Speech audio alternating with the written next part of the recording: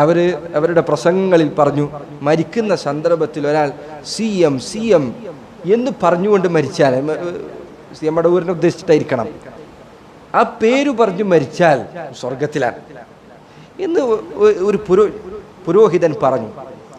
ആലോചിച്ച് നോക്കൂ, ഒരാൾ മരിക്കുന്ന സന്ദർഭത്തിൽ ഇയാളുടെ പേര് പറഞ്ഞു മരിച്ചതുകൊണ്ട് ഈ പുരോഹിതന് പ്രത്യേകിച്ച് ഒരു ലാഭവും കിട്ടാനില്ല.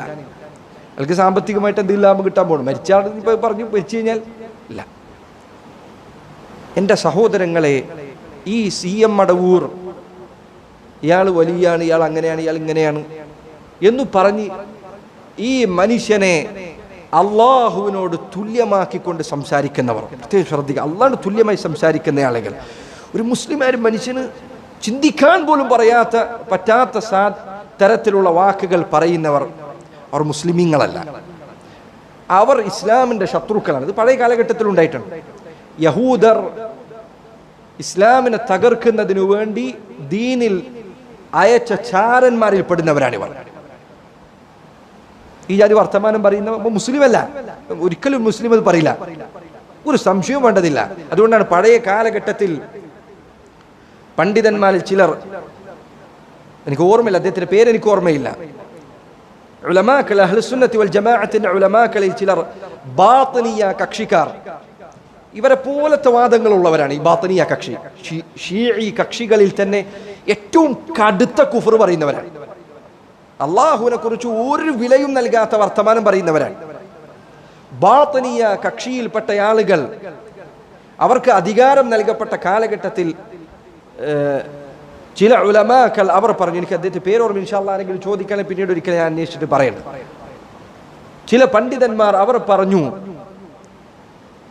ബാത്തിനിയാക്കൾ അവർ ജീവിച്ചിരിക്കുന്ന കാലഘട്ടത്തിൽ അദ്ദേഹം പറഞ്ഞു, നിങ്ങൾ ചെയ്യുന്ന തിന്മകളുടെ പേരിൽ അള്ളാഹു നിങ്ങളെ ശിക്ഷിക്കുമെന്നതല്ല ഞാൻ നിങ്ങളെ കുറിച്ച് പേടിക്കുന്നത്.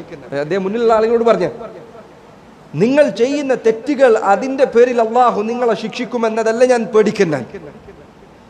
ഈ പറയുന്ന ബാത്തിനിയ കക്ഷി ഇവർ മുസ്ലിമാണോ എന്നതിൽ നിങ്ങൾക്ക് സംശയമുണ്ടായാൽ അള്ളാഹു അതിന്റെ പേരിൽ നിങ്ങൾ നരകത്തിൽ പ്രവേശിക്കുമെന്നാണ് ഞാൻ വിചാരിക്കുന്നത്.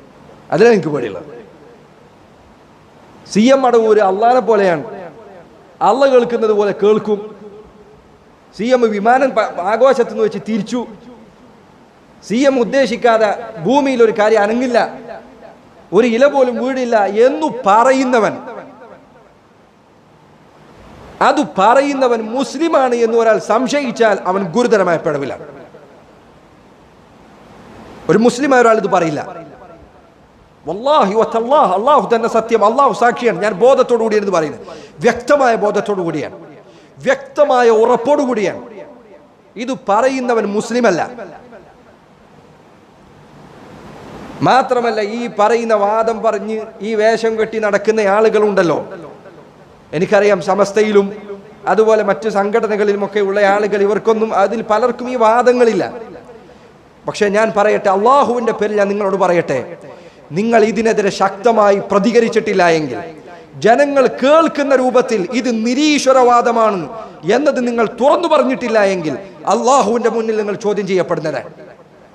ഇത് ഈ പറയുന്ന രൂപത്തിൽ ഇങ്ങനെ പറയാൻ വെറുതെ വിട്ടിട്ട് അത് കുറച്ച് വിവരമില്ലാത്ത ആളുകൾ എന്തോ പറയുന്നു, അത് കുറച്ച് അഡ്രസ് ഇല്ലാത്ത മുസ്ലിയാക്കന്മാർ പറയുന്നതാണ് എന്ന് പറഞ്ഞ് നിങ്ങൾ അതിനെ നിസ്സാരമാക്കിയാൽ അള്ളാഹുവിന്റെ മുൻപിൽ നിങ്ങൾ വെറുതെ വിടപ്പെടുകയില്ല. നിങ്ങൾ ദിവസം മുഴുവൻ നിസ്കരിച്ചതുകൊണ്ട് കാര്യമല്ല, ഇത് ഗൗരവപ്പെട്ട കാര്യം. മുസ്ലിമീങ്ങളുടെ ദീനിനെയാണ് ഇവർ നശിപ്പിക്കുന്നത്. ഇവർ ജൂതന്മാർ, ഇസ്ലാമിന്റെ ശത്രുക്കൾ, നിരീശ്വരവാദികൾ, അവരുണ്ടാക്കുന്നതിനേക്കാൾ വലിയ അപകടമാണ് ഈ കൂട്ടർ ഉണ്ടാക്കിക്കൊണ്ടിരിക്കുന്നത്.